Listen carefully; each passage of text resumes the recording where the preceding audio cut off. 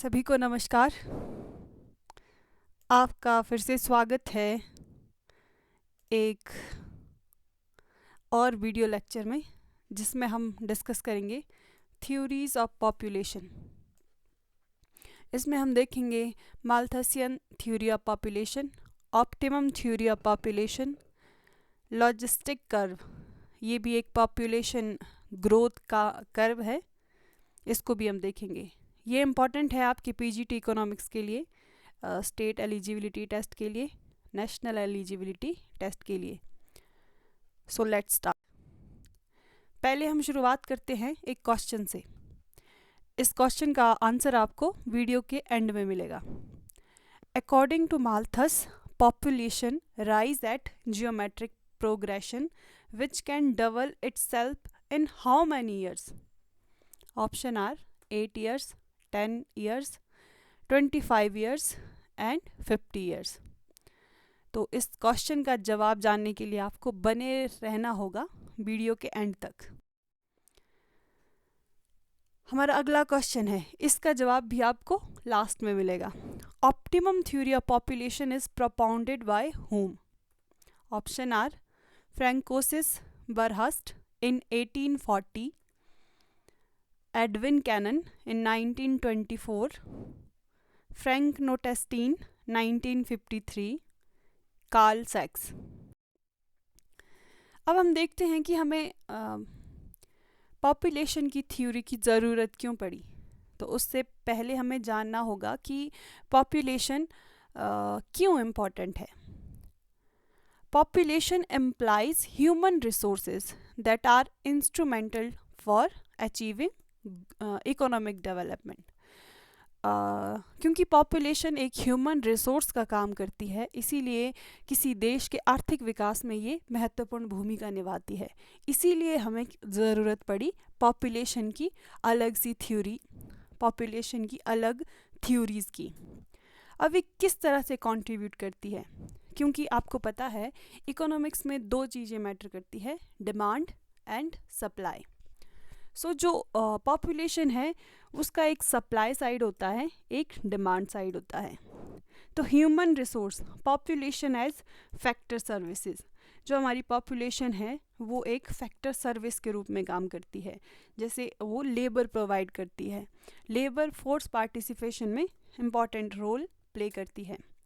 Specialisation, मान लीजिए जो लेबर है उसके पास स्पेशल स्किल है जिससे वो इकोनॉमी में ज़्यादा कंट्रीब्यूट कर सकती है। Enable technological changes, capital formation, इन चार फैक्टर जो है ये पॉपुलेशन के या ह्यूमन रिसोर्स के सप्लाई साइड फैक्टर है। अब human resource as a demand side कैसे काम करती है?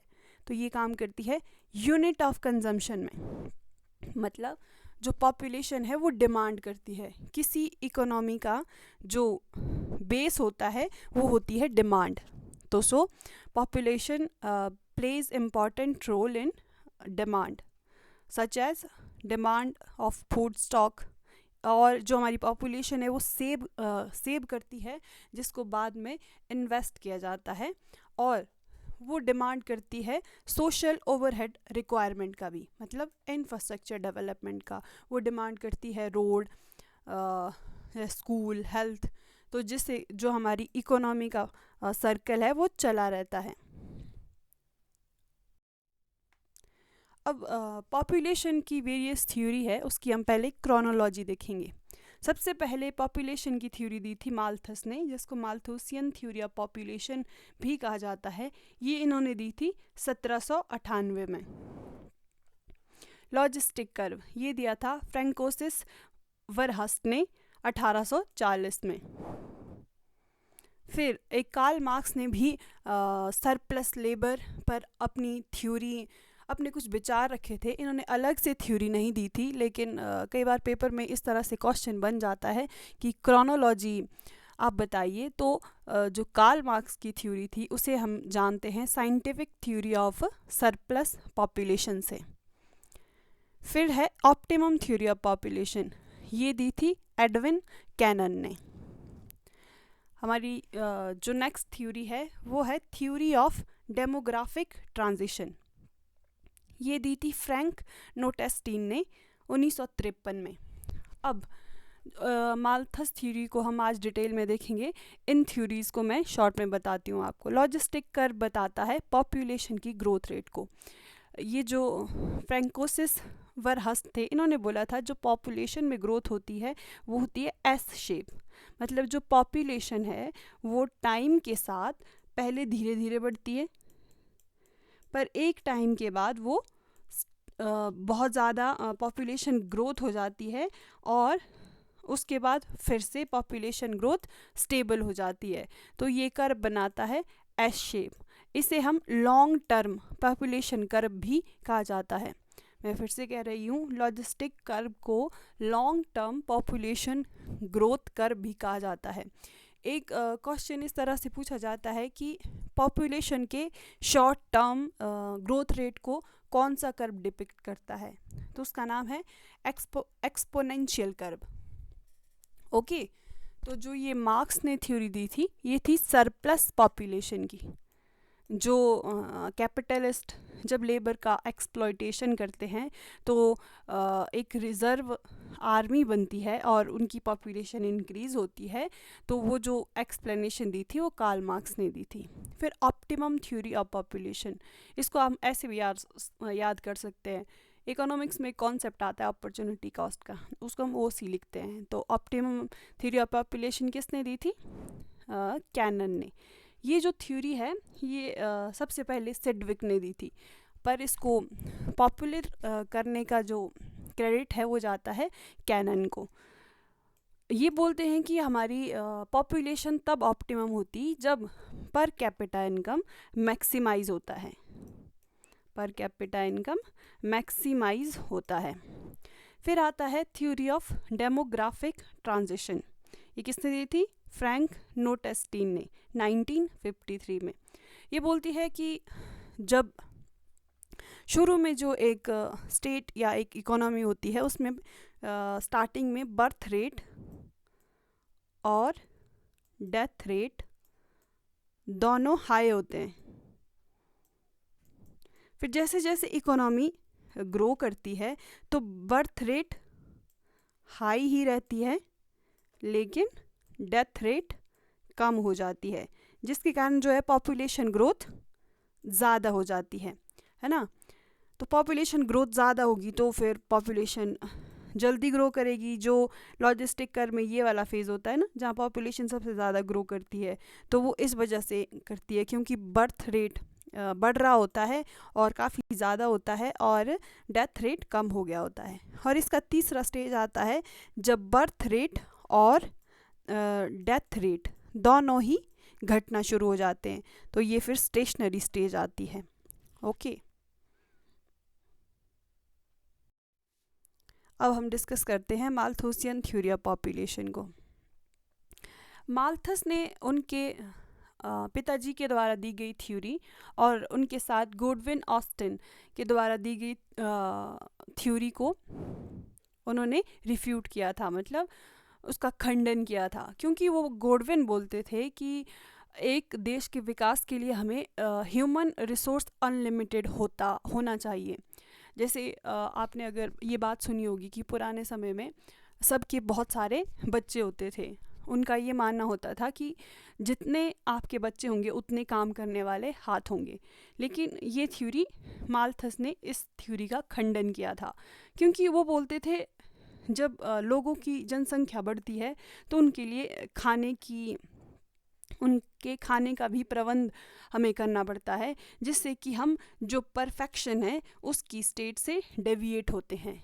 His idea is that due to rising pressure of increasing population on food supply would lead the state deviate away from perfection.